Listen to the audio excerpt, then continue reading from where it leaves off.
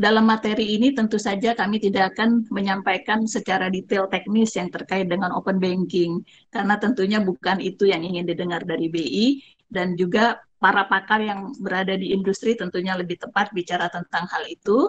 Materi kami nantinya akan lebih ke arah ekspektasi, sharing mengenai stance kebijakan Bank Indonesia dalam reformasi sistem pembayaran, yang salah satu inisiatifnya adalah mengenai open banking. Selain itu, saya juga harus menyampaikan disclaimer juga di awal bahwa mungkin sebagian dari Bapak Ibu di sini sudah pernah melihat slide yang sama pada kesempatan yang berbeda, atau bahkan juga sama tadi dengan slide-nya Pak Sugeng.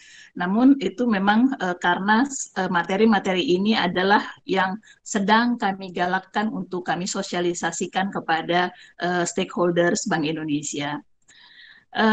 Baik, kita mulai. Mungkin saya tidak akan bicara lagi mengenai background digitalisasi, karena tadi Pak Sugeng sudah bicara dengan sangat lengkap terkait dengan digitalisasi yang semakin berkembang, termasuk juga mengenai bagaimana peningkatan transaksi, bagaimana perubahan perilaku, dan sebagainya.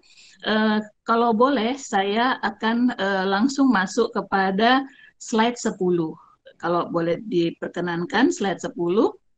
Nah, dari sekian banyak digitalisasi yang ada di sekitar kita, mungkin kita sudah pasti sering mendengar juga bahwa jargon data is new oil, data is a business asset, dan juga data itu adalah new currency. Dan itu memang benar, karena dari adanya data itulah yang mendorong munculnya berbagai inovasi. Nah, sebenarnya bagaimana sih teknologi itu mempengaruhi kita, digitalisasi itu mempengaruhi kita? Di sini ada saya mengambil sumber dari Varian yang menjabat sebagai Chief Economist di Google dalam sebuah publikasi di tahun 2016 yang berjudul Intelligent Technology, menyatakan bahwa teknologi itu telah mengubah aktivitas ekonomi melalui 5 hal, yaitu yang pertama, ini yang paling penting, itu adalah data collection and analysis. Di sini perusahaan-perusahaan big tech dapat mengumpulkan data dalam jumlah yang sangat besar yang dapat diolah untuk menjadi informasi yang mengenai preferensi konsumen dan cara penyaluran layanan yang lebih baik.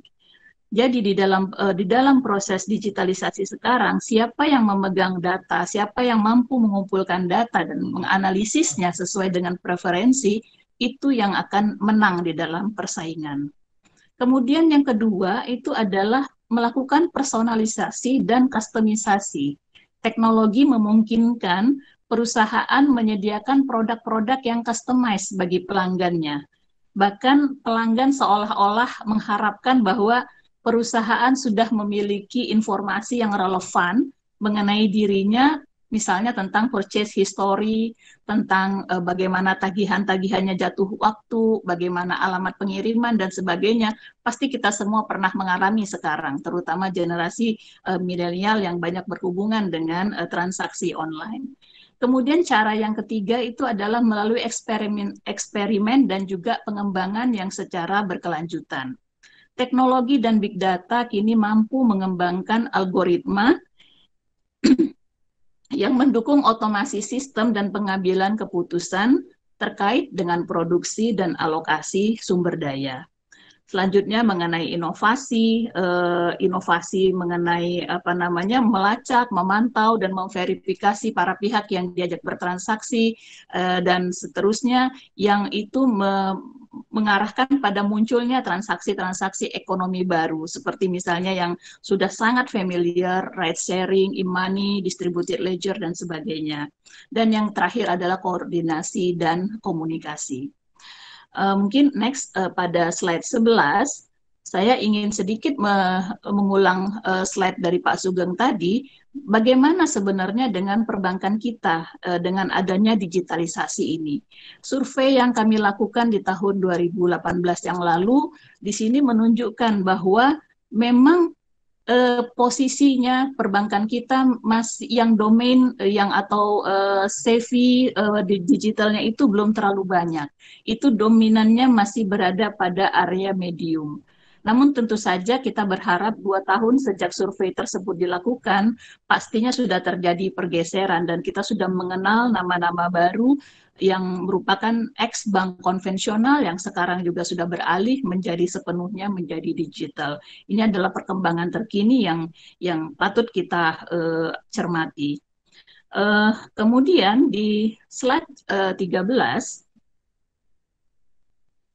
ya, dengan adanya digitalisasi yang sangat pesat, kemudian adanya ekosistem penguasaan data dan network oleh perusahaan-perusahaan techfin yang besar yang membentuk struktur industri yang monopoli, ini menciptakan suatu tren integrasi baik vertikal maupun horizontal di industri pembayaran global yang meningkat pada periode 2017 sampai dengan 2020. Dari fenomena tersebut, Bank Indonesia menarik pelajaran bahwa dibutuhkan sinergi antar otoritas, industri, dan stakeholders dalam menghadapi derasnya arus digitalisasi tersebut. Dan yang lebih penting sebenarnya adalah dibutuhkan adanya transformasi mindset dan infrastruktur untuk mendukung pengembangan digitalisasi ekonomi yang optimal. Nah, untuk itu Bank Indonesia sebagai otoritas sistem pembayaran selalu berusaha untuk striking the right balance antara manfaat dan risiko dari tren digitalisasi aktivitas ekonomi yang berkembang pesat tersebut dalam kurun waktu lebih kurang dari 5 tahun terakhir ini.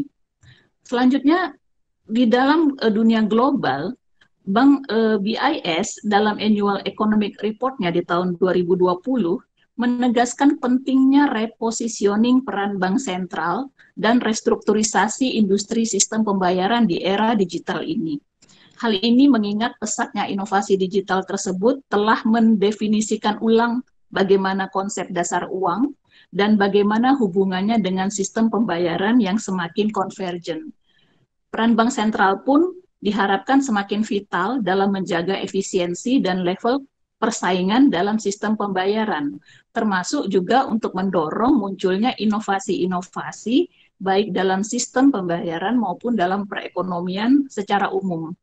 Dan berdasarkan pertimbangan-pertimbangan itulah Bank Indonesia merumuskan BSPI 2025 yang tadi telah disampaikan oleh Pak Sugeng dengan sangat komprehensif, yang berorientasi penuh untuk membangun ekosistem yang sehat sebagai pemandu perkembangan ekonomi dan keuangan digital Indonesia.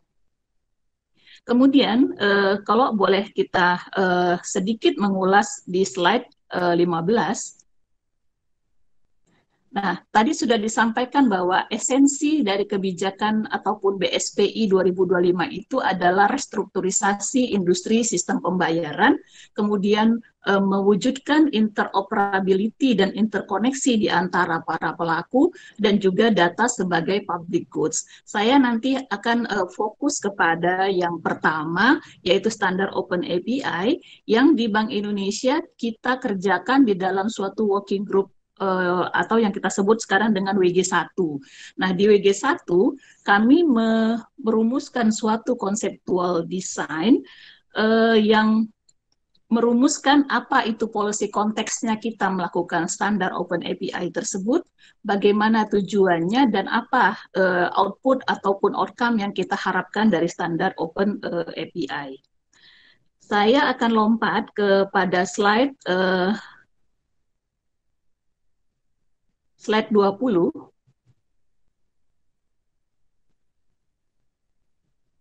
Ya, di slide 20 ini nanti yang akan menjadi suatu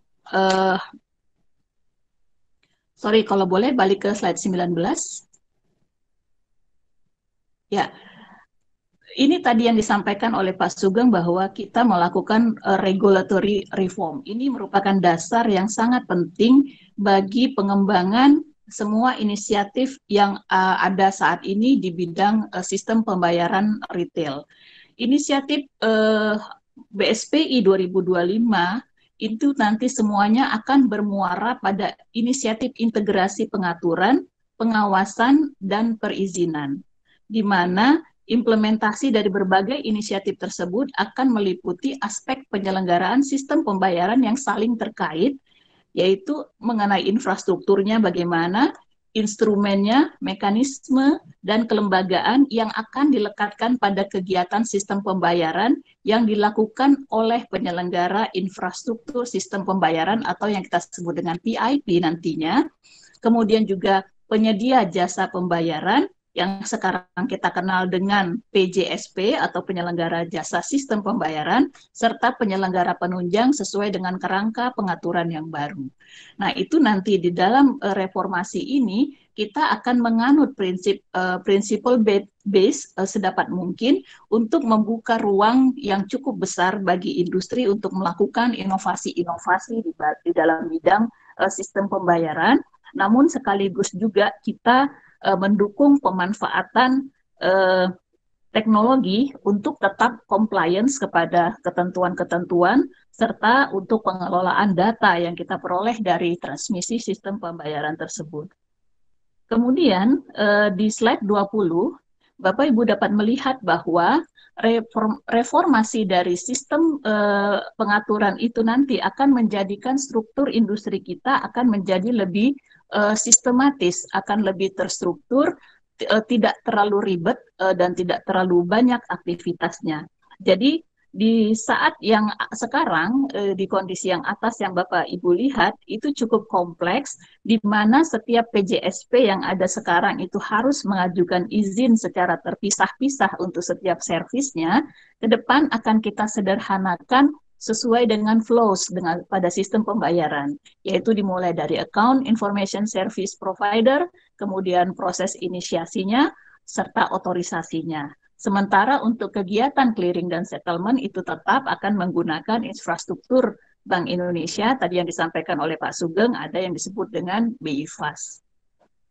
Selanjutnya, pada slide 21, nah, kami di dalam mengimplementasikan BSPI ini, seperti yang disampaikan oleh Pak Mirza tadi, bahwa Bank Indonesia membuka diri untuk masukan dari industri. Oleh karena itu, kita paham bahwa di dalam mengembangkan sistem pembayaran yang cemumuah itu, yang cepat, mudah, murah, andal, aman, dan handal, itu tidak bisa dilakukan oleh Bank Indonesia sendiri. Oleh karena itu, Bank Indonesia menempuh pendekatan yang bersifat industrial approach, kemudian public interest approach, dan collaborative approach. Apa yang dimaksud dengan industrial approach? Di sini Bank Indonesia menggunakan pendekatan di mana berbagai kebijakan ataupun inisiatif sistem pembayaran itu akan memperhatikan perkembangan dan kebutuhan di industri, serta perlunya partisipasi pelaku di industri untuk mendukung tujuan penyelenggaraan sistem pembayaran yang cepat, mudah, murah, aman, dan handal. Kemudian public interest approach di sini merupakan penegasan bahwa berbagai inisiatif ataupun kebijakan SP Bank Indonesia dalam rangka memastikan SP yang cemumuah tersebut diarahkan untuk kepentingan publik dengan tetap memastikan terjaganya stabilitas moneter, sistem keuangan, dan sistem pembayaran yang menjadi mandat Bank Indonesia. Dan yang ketiga itu pendekatan yang sifatnya kolaboratif approach, itu di mana pendekatan kebijakan SP akan dikomunikasikan kepada stakeholders terkait, sekaligus menegaskan kembali penguatan kolaborasi antar stakeholders terkait. Nanti kita akan lihat bagaimana pendekatan tersebut kita jalankan di dalam perumusan standar Open API. Nah, next itu adalah kami sekedar memberikan gambaran mengenai status dari implementasi blueprint sistem pembayaran 2025, karena di sini saya mewakili dari WG Open Banking. Di sini dapat kami informasikan bahwa untuk Open Banking kita sudah menerbitkan konsultatif paper pada tanggal 30 Maret yang lalu, dan juga sudah membuka Windows untuk masukan-masukan dari industri. Banyak sekali masukan dari industri yang kami terima dan telah kami coba bedah dan coba pilah-pilah untuk pendekatannya, apakah kita akan melakukan pendalaman terhadap masukan tersebut ataukah masukan tersebut akan kita parkir dulu untuk inisiatif selanjutnya. Nah, di sini mungkin Pak Mirza bisa kami informasikan juga bahwa dalam perkembangannya pada tanggal 16 Juni yang lalu, kami juga sudah melakukan kick-off untuk pembentukan working group nasional, di mana ASPI bertindak sebagai organizing committee dari working group tersebut yang mengelola pekerjaan penyusunan pedoman teknis dari standar Open API. Jadi di sini kami kolaborasi dengan ASPI dan ASPI juga berkolaborasi tentunya dengan para member, baik itu yang berasal dari perbankan maupun non perbankan. Bahkan juga barangkali nanti kita akan lihat bagaimana perkembangannya, apakah keanggotaan dari WG nasional tersebut akan diperluas ataupun nanti akan seperti apa. Nah, itu tadi perkembangannya. Mari kita sekarang masuk kepada standar Open API yang menjadi pokok bahasan dari seminar ini. Kembali kita bicara mengenai digitalisasi, mengapa sebenarnya Open API itu menjadi happening? Sebenarnya bukan dalam tahun ini, tapi sudah beberapa tahun yang lalu. Tetapi kita bisa melihat perkembangannya bahwa consumer centricity itu menjadi suatu jargon yang memang sangat penting, di mana penyedia jasa yang tidak mampu menyediakan produk dan jasa sesuai dengan view atau kebutuhan konsumennya pasti akan terdisrupsi. Sebagai contoh, hotel versus Airbnb, TVRI versus Netflix, kemudian taksi versus Uber, dan kaset, radio kaset itu versus Spotify. Itu semua adalah disrupsi di dalam bidang-bidang tertentu. Nah, dalam kita melakukan perubahan ke arah digital ini memang kita menggunakan teknologi. Tetapi yang kita bicarakan dalam standar Open API, kita sama sekali bukan bicara mengenai teknologi. Ini adalah tentang mentransformasikan model bisnis. Apa itu sebenarnya Open API? API, kalau menurut definisi dari Euro Banking Association Working Group, mendefinisikan API itu sebagai suatu interface yang harus scalable, reusable, dan secure untuk menawarkan kemudahan pengembangan melalui service-service yang ditawarkannya. Kalau bahasa awamnya, kita bicara Open API itu adalah bicara bridging, kita bicara jembatan yang saling menghubungkan antar satu sistem dengan sistem yang lainnya. Barangkali kalau kita gunakan juga analogi yang sifatnya lebih umum lagi, lebih awam lagi, Open API itu adalah seperti semacam messenger, gitu, seperti semacam messenger yang menghubungkan antara konsumen yang membutuhkan sesuatu dengan provider yang menyediakan hal yang lain, dan itu nanti terjadi komunikasi dengan melalui si messenger itu tadi. Nah, apa itu yang dimaksud dengan open banking? Open banking pada dasarnya itu merupakan suatu data sharing, di mana bank membuka dirinya untuk melakukan sharing terhadap data yang dia miliki. Digitalisasi tanpa melakukan open data itu adalah impossible. Tidak akan ada digitalisasi tanpa kita melakukan open data. Oleh karena itu, di sini kita kembali, pertanyaannya adalah seberapa bersedianya, seberapa eagernya perbankan ataupun lembaga lain untuk membuka dirinya dengan Open API ini untuk dapat mengembrace ataupun ikut di dalam proses digitalisasi ini. Seperti itu. Nah, Open Banking ini memudahkan atau memungkinkan bank untuk memilah-milah resources-nya yang dimiliki, dalam hal ini adalah data, itu menjadi suatu jasa, fungsi, ataupun bahkan data mentah yang dapat digunakan oleh pihak ketiga, atau bisa jadi di sini dalam hal ini adalah fintech, menjadi suatu produk baru atau jasa baru yang ditawarkan kepada konsumen. Artinya dengan melakukan open banking atau open API ini terbuka potensi-potensi inovasi ataupun pengembangan produk yang tidak terbatas. Seperti itu. Nah, tetapi kenapa kita menggunakan API? Karena di dalam teknologi API ini, sharing data antar aplikasi tersebut memungkinkan kita untuk melakukan proteksi terhadap data dan privasi. Karena di dalam melakukan akses terhadap API tersebut, hanya pihak yang terotorisasi yang dapat meminta akses dan butuh consumer consent untuk melakukan sharing datanya. Seperti itu. Nah, open banking demikian juga sama. Open banking itu mengizinkan nasabahnya untuk men-share informasi mengenai rekening bank kepada pihak ketiga atau mengizinkan pihak ketiga untuk melakukan pembayaran atas nama nasabah tersebut. Dan dalam hal ini bank bertindak sebagai data holder. Contoh-contoh open data yang bisa dilakukan di banking itu bisa bersifat private data, public data, maupun untuk transaksi pembayaran. Yang bersifat private data misalnya transaction history, account balance, kredit limit, informasi rekening, dan sebagainya itu membutuhkan konsen pastinya dari nasabah sebagai pemilik data. Kemudian data yang bersifat publik itu bisa juga seperti misalnya mengenai produk apa, lokasi cabang, lokasi ATM, dan jasa apa yang disediakan oleh bank, itu tidak membutuhkan konsen dari nasabah. Dan yang terakhir itu adalah data yang bersifat payment, di mana nasabah mengizinkan untuk menginisiasi pembayaran, melakukan refund, atau melakukan top up, dan ini membutuhkan konsen dari nasabah. Jadi dalam hal ini, dalam konsep open banking itu ada tiga pihak yang saling keterkaitan, yaitu konsumen sebagai data ownernya, kemudian data requestornya, yaitu service provider, TPP ataupun PJSP, ataupun fintech, kemudian data holder dalam hal ini adalah perbankan. Nah, jadi ini sekilas mengenai apa namanya basic konsep yang digunakan oleh Bank Indonesia di dalam mengembangkan standar Open API ini.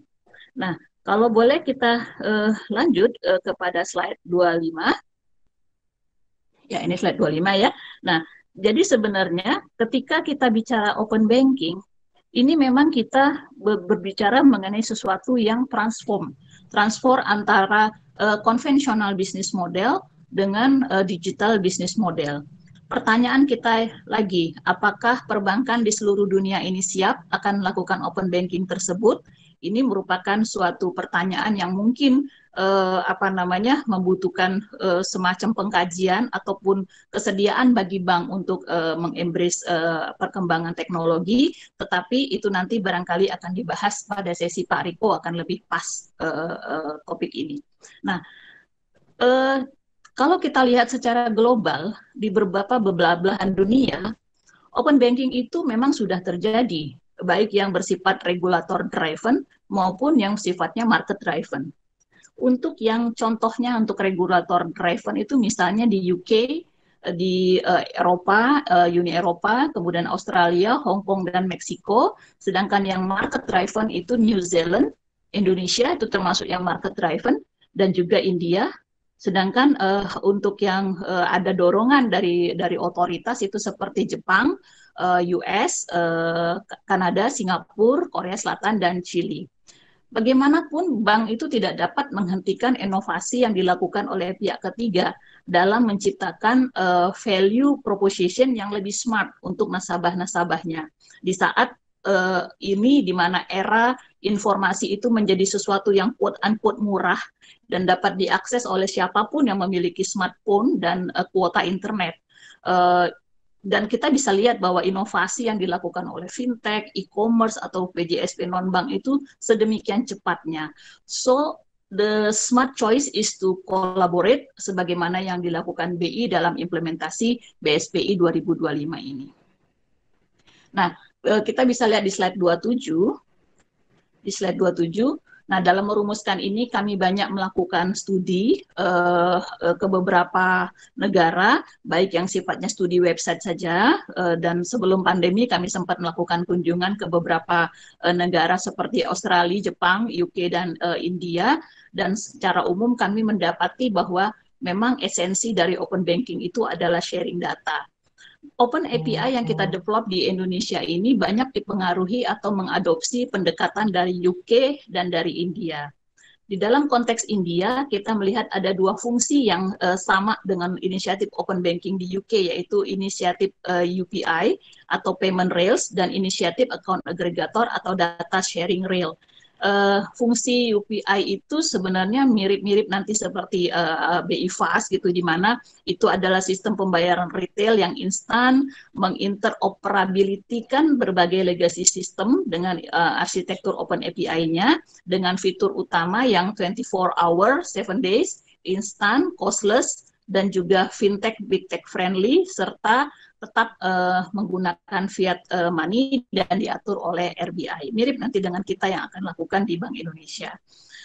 Seperti itu, dan kita juga menggabungkan sebenarnya dengan di UK, di mana ada case-case tertentu, use case yang dilaksanakan oleh inisiatif Open Banking di UK yang nantinya akan kita adopsi di sini.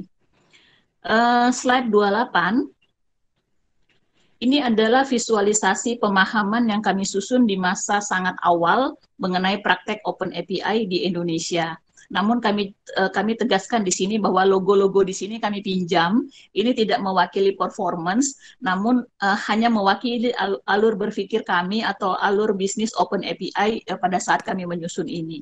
Di sini bisa kita lihat bahwa konsumen melakukan pembelian produk atau jasa secara online melalui marketplace ataupun e-commerce maupun secara offline, dan setelah itu konsumen akan melakukan opsi melalui kanal pembayaran, baik melalui transfer, virtual account, pembayaran dengan direct debit, internet banking, kartu debit, uang elektronik, dan sebagainya. Dalam hal ini biasanya marketplace atau e-commerce ataupun offline store itu akan bekerja sama dengan PJSP Payment Gateway untuk menyediakan berbagai opsi pembayaran di mana pertukaran data antar kedua belah pihak untuk pemrosesan transaksi itu dilakukan melalui Open API. Nah, itu Payment Gateway terhubung dengan counterparty pembayaran, baik berupa bank, penyedia pay later, penyedia uang elektronik maupun gerai offline melalui Open API dalam rangka memproses transaksi tersebut. Namun demikian Bapak Ibu bisa lihat bahwa secara visualisasi itu masih sangat berwarna-warni. Itu mencerminkan bahwa API yang digunakan di industri saat ini masih sangat bervariasi dan belum ada standarisasinya. Nah, itu menjadi dasar pemikiran bagi kami bahwa untuk menciptakan efisiensi, meningkatkan interoperabilitas, kita butuh suatu Open API yang terstandar, sehingga kita bisa menjamin kualitas datanya yang bisa kita gunakan untuk berbagai kebutuhan. Kalau untuk di BI barangkali kebutuhan untuk assessment, analisis, riset, dan sebagainya, dan untuk industri barangkali kebutuhan datanya berbeda lagi. Kemudian di slide 29, kita sudah hampir selesai. Nah, ini adalah konseptual desain dari standar Open API yang kami susun dan kami tuangkan di dalam konsultatif paper standar Open API dalam rangka Open Banking dan Interlink Bank dengan Fintech bagi PJSP. Kami sekali lagi berterima kasih kepada industri dan publik yang telah memberikan masukan dan tanggapan atas konsultatif paper tersebut. Kami menilai bahwa di dalam konteks konseptual desain ini, standarisasi itu betul-betul krusial karena dengan adanya standar itu memungkinkan perbankan dan fintech untuk membuka data dan informasi keuangannya secara aman dengan didukung dengan kerjasama kontraktual penggunaan teknologi API secara terbuka atau Open API. Apa yang akan kami standarkan nantinya? Di situ ada mencakup standar data, standar teknis, standar keamanan, dan juga standar tata kelola. Nah, ini nanti yang sekarang yang sedang disusun oleh WG Nasional yang diketuai oleh Pak Tim Utama dari Citibank, dan juga ada sub WG tata kelola dan sub WG teknis masing-masing diketuai oleh Bu Lili dan Pak Tata dari ASPI yang bekerja sama dengan kami dari WG1 Bank Indonesia yang merumuskan secara detail teknis apa itu yang dimaksud dengan standar data, jenis datanya seperti apa, formatnya seperti apa, standar security-nya seperti apa, dan tentu saja nanti bagaimana juga kita melakukan pengaturan, quote-unquote pengaturan mengenai perlindungan data, kemudian autentifikasi, otorisasi, dan sebagainya. Itu yang sekarang sedang berlangsung, yang kita harapkan nanti pada bulan Desember nanti mungkin itu sudah kita harapkan sudah selesai dan kita sudah bisa maju pada tahap selanjutnya, yaitu implementasi bagi PJSP yang memenuhi syarat tertentu, yaitu dalam hal size, scale, dan juga scope-nya. Itu yang kita sebut dengan first mover. Nah, mungkin pertanyaannya, kenapa BI memulai dengan Open API untuk sistem pembayaran ini? Untuk sistem pembayaran, kenapa bukan Open API untuk semuanya? Ini sebenarnya ada beberapa alasan. Tentu saja karena aspek authority, di mana sistem pembayaran merupakan domain dari Bank Indonesia, dan tentu saja karena pertimbangan bahwa tidak ada satupun bisnis di dalam di kita ini, offline maupun online, yang tidak menggunakan pembayaran, sudah pastinya. Tapi pertanyaannya adalah, sesophisticated apakah Open API yang diinginkan oleh Bank Indonesia? Kita mau bicara mobil yang sifatnya premium, kita mau bicara mobil keluarga, atau angkutan kota. Itu semua tergantung pada kebutuhan kita. Kembali kami sampaikan bahwa inovasi saat ini itu bersifat consumer centric, di mana kebutuhan dan keuntungan bagi konsumen itu menjadi titik tolaknya, di mana konsumen membutuhkan layanan yang nyaman, cepat, handal, murah, tapi juga sederhana dalam setiap transaksi yang digunakan. Oleh karena itu, kami rasa bahwa Open API yang ada sekarang ini pun tidak akan statik. Itu pasti akan ada suatu life cycle-nya, di mana desain API itu akan terus dikembangkan untuk memenuhi kebutuhan konsumen yang pastinya juga terus berkembang. Yang penting yang harus kita pahami bahwa kita tidak dapat melakukan digitalisasi service atau bisnis tanpa melakukan pembukaan data. Oleh karena itu, sangat penting bagi kita untuk melakukan pembenahan ataupun transformasi mindset konsumen yang saat ini kita galakkan, yaitu untuk menggalakkan transaksi non-tunai, karena dengan adanya mindset non-tunai itulah makanya nanti akan berguna open data dan open API ini. Dan di sisi lain juga tentunya para pelaku, khususnya perbankan, juga harus mau membuka dan berkolaborasi untuk mengoptimalkan penggunaan data yang dimiliki. Untuk slide 30 dan 31, saya tidak akan banyak bicara di sini karena ini nanti Pak Riko akan lebih bisa mengelaborasi di sini. Kami noted bahwa pada saat ini barangkali ada beberapa pihak yang berada pada situasi dilema gitu ya, dihadapkan pada pilihan, ikut pada peluang ini dan berkolaborasi, atau hanya fokus pada strategi yang ada untuk berkompetisi dengan strategi yang ada dan membatasi akses terhadap data yang dimiliki. Namun demikian, kita sadari bahwa di seluruh dunia tuntutan kepada bank untuk open up itu terus meningkat, dan tentunya juga kita harus tetap melakukan pengkajian, membalancing antara manfaat dan mitigasi risiko yang ada dengan inisiatif open banking ini. Kemudian di slide berikutnya, kami akan mencoba sedikit memberikan gambaran mengenai infrastruktur yang dibutuhkan di dalam menyediakan services dalam sebuah ekosistem di dalam Open API ini. Di sini Bapak Ibu bisa lihat bahwa ada service layer yang dibangun di atas infrastruktur layer. Pada service layer, kita lihat bahwa ada interaksi antara konsumen ataupun buyer dengan merchants, misalnya dalam sebuah transaksi jual beli yang difasilitasi oleh platform marketplace sebagai pengguna ataupun third party provider, dan PJSP atau bank sebagai API provider yang berkomunikasi melalui API, melalui Open API. Di bagian bawah Bapak Ibu lihat bahwa ada infrastruktur layer yang terdiri dari 3 bagian, yaitu instrumen, proses, dan settlement. Untuk instrumen pembayaran yang ada saat ini meliputi APMR, alat pembayaran menggunakan rekening, yaitu rekening bank dalam hal ini, kemudian alat pembayaran menggunakan digital, dan alat pembayaran menggunakan uang atau uang yang biasa gitu ya. Namun dalam konteks API kita menggunakan yang kita sebut dengan APMR, menggunakan alat pembayaran menggunakan rekening. Nah, itu adalah proses mencakup bagian mencakup layanan, acquiring, penunjang, switching, dan clearing, dan terakhir itu adalah aktivitas settlement yang sepenuhnya terjadi pada infrastruktur SDGs di Bank Indonesia. Dan kami juga sebenarnya di dalam proses perumusan pedoman teknis ini, kami juga menyediakan developer site di Bank Indonesia, yaitu merupakan suatu website yang berisikan publikasi dokumentasi API services yang dapat digunakan oleh developer aplikasi untuk mengembangkan client application-nya. Developer site itu nanti dilengkapi dengan sandbox sebagai sarana uji coba untuk memastikan client application memenuhi standarnya. Terakhir, ada beberapa isu strategis yang perlu kita perhatikan dalam mengembangkan Open.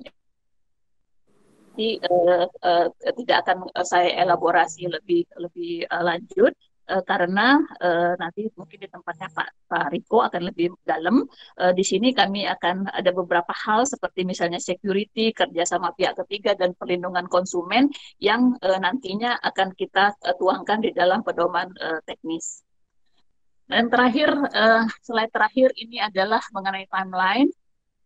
Di sini adalah Bapak Ibu bisa lihat kami sekarang sedang berada di fase keempat di mana working group nasional itu sudah terbentuk dan sudah bekerja secara sangat maraton meskipun sekarang dalam situasi COVID gitu ya, tapi teman-teman di WG nasional itu beserta dengan WG1 di BI itu selalu berdiskusi secara intensif minimal 2 kali seminggu atau bahkan bisa lebih untuk masing-masing sub WG-nya. Untuk itu kami terima kasih sekali kepada ASPI sebagai organizing committee yang mengelola WG nasional tersebut. Terakhir barangkali kami ingin menyampaikan ada tiga quotes yang barangkali pas ya dengan situasi saat ini di mana open banking itu merupakan suatu perubahan dan kita harus bertindak. Yang pertama itu adalah competition makes us faster, collaboration makes us better. Itu mungkin jargon yang pas buat kita semua sekarang ini. Dan yang kedua itu adalah kita tidak bisa mengubah arah angin, tapi kita bisa memanfaatkannya untuk mencapai tujuan kita berlayar. Dan saat angin bertiup, sebagian orang membangun tembok, sebagian lainnya membangun kincir angin. Itu adalah semacam analogi untuk situasi yang kita hadapi sekarang. Rasanya demikian yang dapat kami paparkan di sini. Mudah-mudahan nanti kita ada waktu untuk berdiskusi lebih lanjut. Lebih kurangnya mohon maaf. Wassalamualaikum warahmatullahi wabarakatuh.